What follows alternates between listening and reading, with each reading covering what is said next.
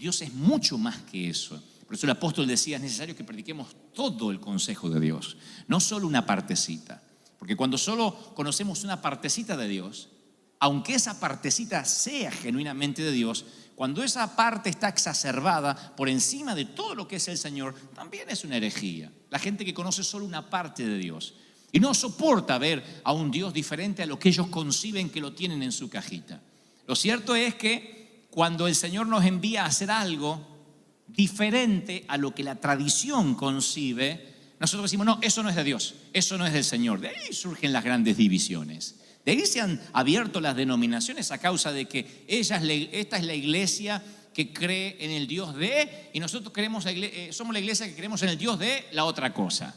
Y estamos divididos a veces en tiroteos santos, guerras amistosas, que por años nos ponen en veredas opuestas cuando se supone debiéramos ser del mismo reino. Ahora, las cajitas, los rótulos ayudan a ordenar todo aquello que está desordenado. Ayuda a que el cereal no se derrame, que los libros o los CDs estén por sus títulos. Y cuando se trata de etiquetar o guardar cosas es maravilloso cuando uno es ordenado. Ahora, cuando se trata, la etiqueta es para tratar de explicar a las personas, no sirve. Y cuando se trata de definir a Cristo, menos aún. La Biblia narra que los contemporáneos palestinos de Jesús también intentaban etiquetar a Jesús. Entonces diseñaron una cantidad de cajitas, pero ninguna les sirvió. Lo llamaban revolucionario, pero resulta que Jesús decía que había que pagar impuestos. Lo tildaron de carpintero simplón. Sin embargo, les tapaba la boca a los eruditos y a los teólogos de la época. Fueron a ver cómo hacía milagros, lo desafiaron a que haga milagros y se rehusó a complacerlo. Era un judío que atraía a los gentiles, a los mundanos. Que le escapaba a predicar en las sinagogas y prefería la calle y codearse con gente de baja reputación o prostitutas. Un hombre que se codeaba con lo peor de la escala social, de la sociedad de aquella época. En una sociedad dominada por los hombres, él reclutaba mujeres. Hablaba como un rey, pero vivía como un peregrino. Y la gente, cada vez que lo quería etiquetar, no podía etiquetarlo. Querían decir, es un profeta, no, es Elías, no, es un sanador, es un milagrero. No podían etiquetarlo. Ni podían etiquetar su manera de hacer milagros.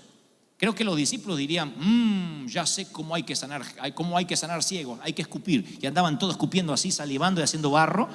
Pero Jesús, para el otro milagro, ya les cambiaba la estrategia también. Así que no podían ni etiquetar la forma en que él hacía los milagros.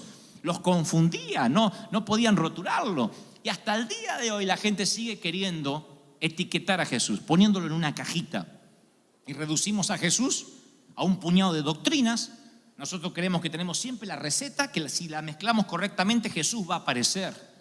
Ese es el riesgo que tenemos los pastores, porque decimos, bueno, para que el Señor esté aquí en su presencia manifiesta hay que cantar Santo Espíritu, bienvenido, y ahí ocurre algo.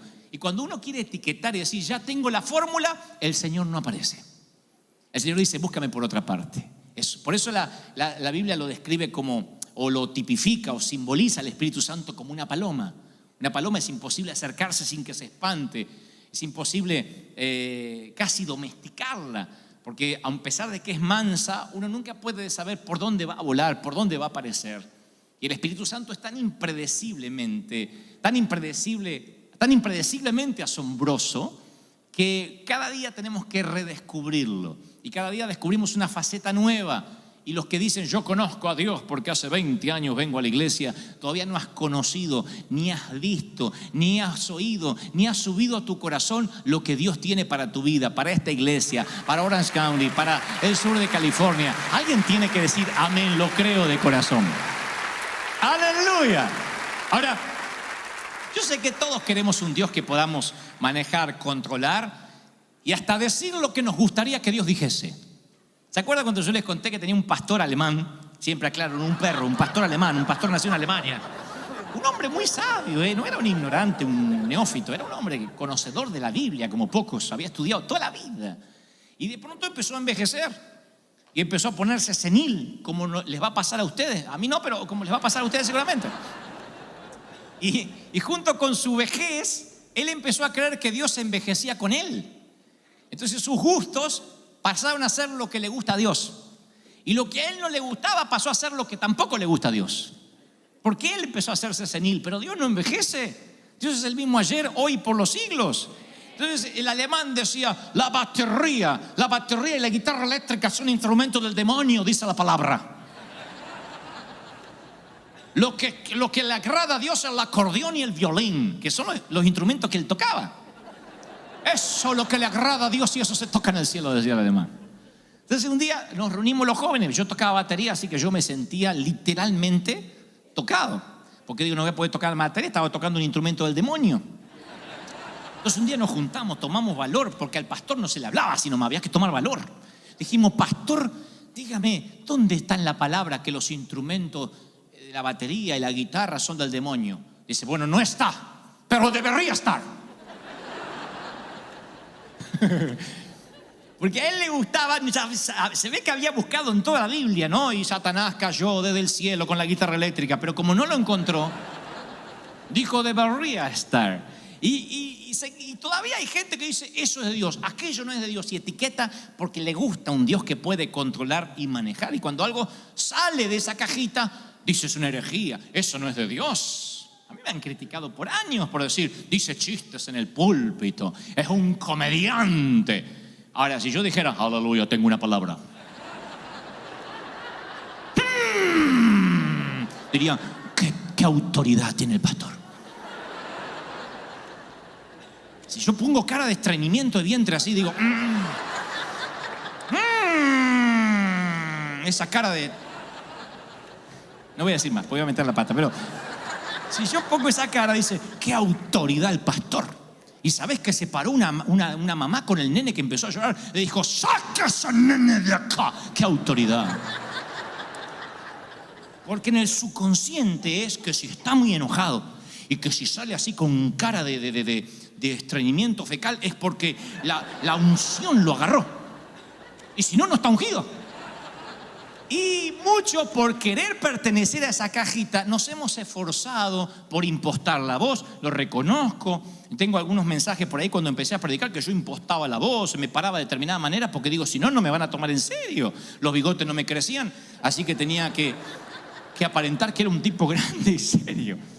Hasta que descubrí que Dios me había hecho así, que Dios nos hizo así, originales, únicos, que cuando nacimos rompió el molde y dijo, no habrá otro igual. No hay posibilidad que te cruces con alguien igual a ti en la acera, nunca jamás en la vida. Eres único. Eres único, y cuando Dios nos hace único es justamente para que no pongamos en la cajita de la religión lo que Él es, que también es único, es algo que heredamos de Él. Dios es único, es el Dios de Abraham, el Dios de Isaac, el Dios de Jacob, el mismo Dios, pero un trato único para cada quien. Abraham, Isaac, Jacob. Ahora, oigan esto. Pedro, Juan y Jacobo se ve que lo habían puesto en la misma cajita Jesús. Imagino yo, porque si no el Señor no los hubiese llevado a esa expedición que los llevó a una expedición muy particular, que está en Mateo 17, dice, 6 días después Jesús toma a Pedro, Jacobo y Juan su hermano y los lleva a un monte alto y se transfiguró delante de ellos. Y resplandeció su rostro como el sol y sus vestidos se hicieron blancos como la luz. Y aquí se le apareció Moisés y Elías, que ya estaban muertos para todos los judíos, obviamente. Y aquí se le apareció Moisés y Elías hablando con él. Entonces Pedro, el hispano, abrió boca, dijo, Señor, bueno es para nosotros, dice mi versión Dante habla hoy, bueno es para nosotros que estemos aquí. Si quieres, hagamos 3 enramadas, una suerte de monumentos. Una para ti, otra para Moisés y otra para Elías. Mientras él aún hablaba, una nube de luz los cubrió. Y aquí una voz desde la nube que decía, este es mi Hijo amado, en quien tengo complacencia. A él oíd. Al oír esto, los discípulos se postraron sobre sus rostros y tuvieron gran temor. Entonces Jesús se le acercó y los tocó y le dijo, levantaos y no temáis. Y alzando ellos los ojos, a nadie vieron ya, sino a Jesús solo. A mí me sorprende que todos los puntos más altos de las Escrituras parecen ocurrir en los puntos más altos de la tierra, porque Abraham ofrece a Isaac en sacrificio en el monte Moriah. Moisés ve una zarza ardiendo que no se extingue en el monte Sinaí. Elías asciende al cielo desde el monte Horeb. Cristo redime a la humanidad desde el monte Gólgota, el monte Calvario. Y la mayoría de los historiadores ubica a este acontecimiento el de la transfiguración, que ahora se los cuento rápido, en una montaña que tiene 3.000 metros de altura, llamado Monte Hermón, que todavía se puede ver allí hasta el día de hoy en Jerusalén. Este gigantesco pico coronado de nieve era el lugar perfecto para el retiro espiritual de Jesús, Pedro, Juan y Jacobo, lejos de la multitud, lejos del gentío, del bullicio, solo los 4. A Jesús le faltaban pocos meses para subir a la cruz, necesitaba orar, así que cuando el Señor se lleva a los muchachos allí y empiezan a orar, en algún momento de la oración Jesús se transforma en una figura cósmica. Dice la Biblia, y se transfiguró delante de ellos, resplandeció su rostro como el sol y sus vestidos se hicieron blancos como la luz. O sea que el resplandor salía de cada poro de la piel y cada parte de la ropa. Marcos describiría esto diciendo, sus vestidos se volvieron muy blancos, de modo que ningún hombre en la tierra los podría haber hecho tan blancos. O sea, no era el trabajo de ningún cleaners, era la presencia de Dios. Y como dice la Escritura, Dios es luz y no hay tinieblas en Él. Él habita en la luz inaccesible. El Cristo transfigurado es el Cristo en su forma más pura. Y Pedro, Juan y Jacobo nunca lo habían visto así.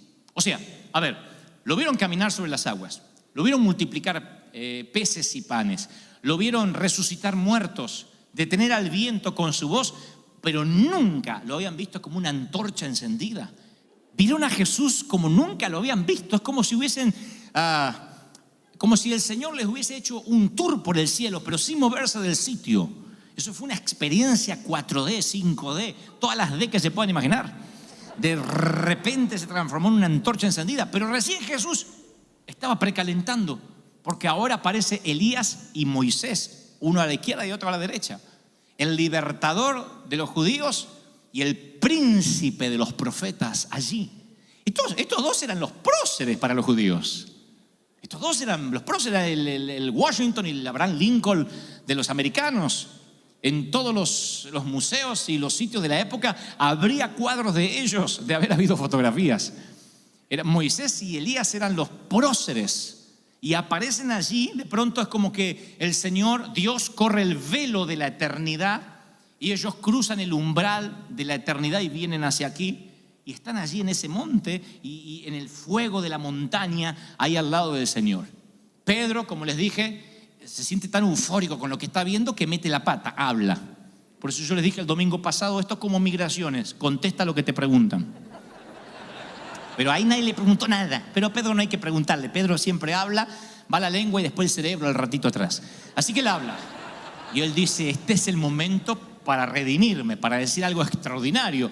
Y dice una torpeza. Dice, ¿por qué no hacemos 3 enramadas? En otras palabras, ¿por qué no hacemos 3 monumentos para ustedes? Están los 3 acá. Y ahí dice la Biblia que Pedro aún hablaba cuando Dios ni lo dejó terminar, porque lo dejaba terminar se iba a irar Dios. Así que ni lo dejó terminar y le dice, este es mi hijo amado, a él oíd. Pero Pedro ya lo quería meter en la cajita a Jesús de los 3 próceres más importantes de la historia. Ya lo quería meter con los otros 2. Y Dios dice, no, él es el único. No dijo, es el mejor de mis hijos, es uno de mis hijos, este es mi hijo amado, a él hoy no hay otro, no hay otro, no hay otro. Y Pedro, Juan y Jacobo ahora se sienten como tripulantes de un submarino llegando a la parte más profunda del océano. Se sienten como astronautas alunizando en la superficie lunar, llegando ahí diciendo, es increíble, han llegado donde nadie había podido llegar antes, sorprendidos, y ven la grandeza del Señor y dice, se postraron sobre sus rostros. Claro, ante tan grandeza cósmica, se postraron sobre sus rostros y tuvieron gran temor. El fuego de la montaña los llevó al temor de la montaña. Y es un temor saludable. Es el mismo que describió Daniel a decir, a tu presencia temblaron mis piernas. Es un temor saludable. No es un terror, ahora vamos a morir fulminados, sino que es un temor saludable. Del fuego pasaron al temor, porque se dieron cuenta que con quienes caminaban, con quienes almorzaban, con quienes cenaban y hasta dormían, era el que había puesto las estrellas como si fuesen piedras preciosas en el terciopelo del cielo. Se dieron cuenta que ese que estaba allí era el que había alineado las montañas, el que había metido los océanos en sus cauces, el que había puesto el cosmos en su lugar y acomodado los planetas, el que se llevó a los profetas en carros y el que dejó maldiciendo al faraón viendo cómo sus oficiales tragaban agua del Mar Rojo. Ese era él. Ahí se dieron cuenta que cuando él decía, yo soy el que me ha visto a mí, ha visto al Padre, ahí entendieron que era Dios. Antes no se habían dado cuenta, o sea, no les había caído, como dicen algunos, no les había caído la moneda. Y los discípulos entendieron a tal punto que pusieron sus caras en el suelo. Y no tuvieron ese miedo que te quita el temor y te quita la paz. Este temor es diferente. Es el temor a cuando Dios sale de tu cajita y Dios es más grande de lo que creías conocer los domingos. Pregunta, iglesia amada, ¿cuánto hace que no tienes ese temor? ¿Cuánto hace que Dios rompió tus protocolos, salió de tus márgenes mentales y lo viste de una manera distinta, divergente, y te agarró temor? Porque cuando te acostumbras, lo sagrado se vuelve común. Cuando dices, todo se trata de hacer la fila, llegar temprano, cantar unas canciones, poner la ofrenda, escuchar el mensaje e ir a casa, metimos a Jesús en la cajita. Cuando los pastores dicen, hey, conozco la fórmula, hasta para que Dios sane, es orar por la sanidad, reprender los espíritus y hacer una fila de testimonios. Ya tengo la fórmula. Ahí puede haber sanidades, pero puede que Dios no esté. Cuando tratamos de meter a Dios en un canon, en una cajita, etiquetamos a Dios, lo sagrado se vuelve común. Y pregunto, ¿cuándo fue la última vez que una nueva comprensión de Cristo te dejó sin aire y te hizo doblar las rodillas?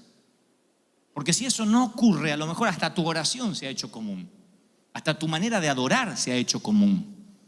No importa cuántos años tenga de cristiano, cuántos sea, si haya sido predicador o evangelista o profeta, apóstol, maestro, ¿cuánto hace que una nueva comprensión de Cristo te dejó sin habla? Si hace mucho que no sientes temor y temblor de Dios por una faceta que no conocías de Él, eso puede que explique tus miedos y tus temores, porque cuando Cristo es grande, los demás temores son pequeños. A medida que tu visión de Cristo se agranda, los temores de la vida disminuyen. Un Cristo pequeño, un Cristo de domingo, no tiene poder sobre las células cancerígenas, no tiene poder sobre los colapsos financieros, sobre las calamidades familiares. Puede ser un Cristo portátil que te cabe en la cartera o en el estante, pero que no hace nada por tus temores.